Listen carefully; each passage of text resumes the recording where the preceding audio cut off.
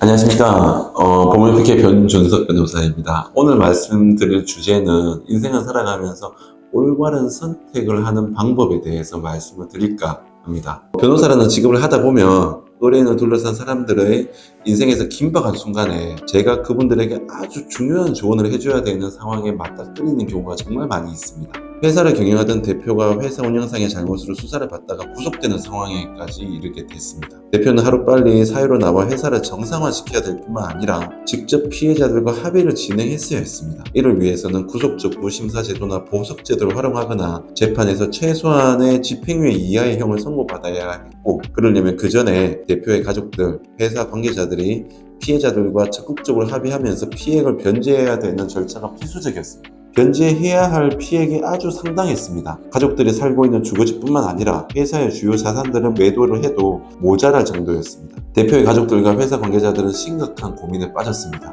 과연 현재 남아있는 재산들을 모두 처분해서 피해액을 변제해야 할지, 피해액을 변제한다 하더라도 대표가 석방되지 않거나 실형을 받을 염려는 없는지, 피해액을 변제하기 위해서 가족들의 주거지를 매도해버리면 가족들은 당장 어디서 살고 생활비는 어디서 마련해야 하는지, 피해액을 변제하기 위하여 회사의 주요 자산을 매도해버리면 회사가 갱생할 가능성은 거의 없어지는 것이 명백한데 어떻게 해야 하는지, 그럼에도 불구하고 대표의 석방 또는 유리한 형의 선고를 위하여 모든 재산들을 끌어모아 피해액 변제에 사용해야 하는지, 대표의 가족들과 회사 관계자들은 아무리 고민해도 답이 나오지 않았습니다. 그리고는 저에게 물어보십니다. 그럼 저는 이렇게 말씀드립니다.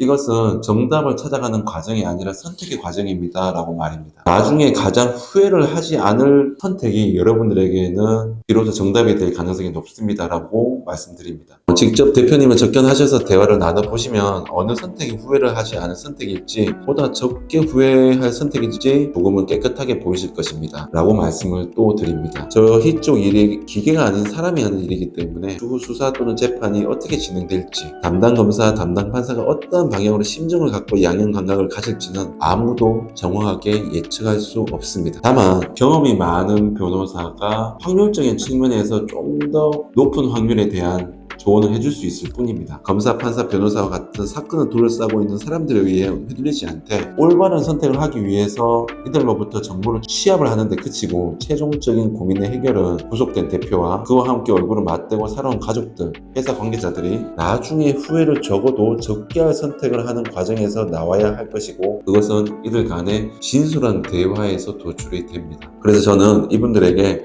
업무적인 경험에 기초한 선택을 하는데 유용한 정보들을 안내해 드리면서 이렇게 말씀드립니다. 어서 대표님에게 접견을 가보십시오. 그리고 진솔한 대화를 통해서 덜 후회를 할 선택을 하십시오. 그리고 대표님 무엇을 진심으로 원하시는지 제대로 한번 들어보십시오. 일을 하다 보면 답을 찾는 과정보다 선택을 하는 과정이 훨씬 더 어렵습니다. 그런데 인생 자체가 정답을 찾아가는 과정이 아닌 선택을 하는 과정이라고 판단됩니다. 올바른 선택을 하고 싶으시다면 나중에 약 10년, 20년 후에 다시 선택을 해야 하는 상황으로 되돌아 반추해 보았을 때 후회를 하지 않을 듯한 선택을 하시기 바랍니다. 아, 내가 그때 그렇게 선택했더라면 후회했을 텐데가 아닌, 나는 그때의 선택으로 인해서 그때 당신 힘들었지만 그래도 후회는 하지 않아 라는 그런 선택 말입니다. 여러분들에게 좀 더 유익하고 나중에 덜 후회를 했을 선택, 그런 선택을 하시기를 권유드리면서 오늘 영상을 마치겠습니다. 감사합니다.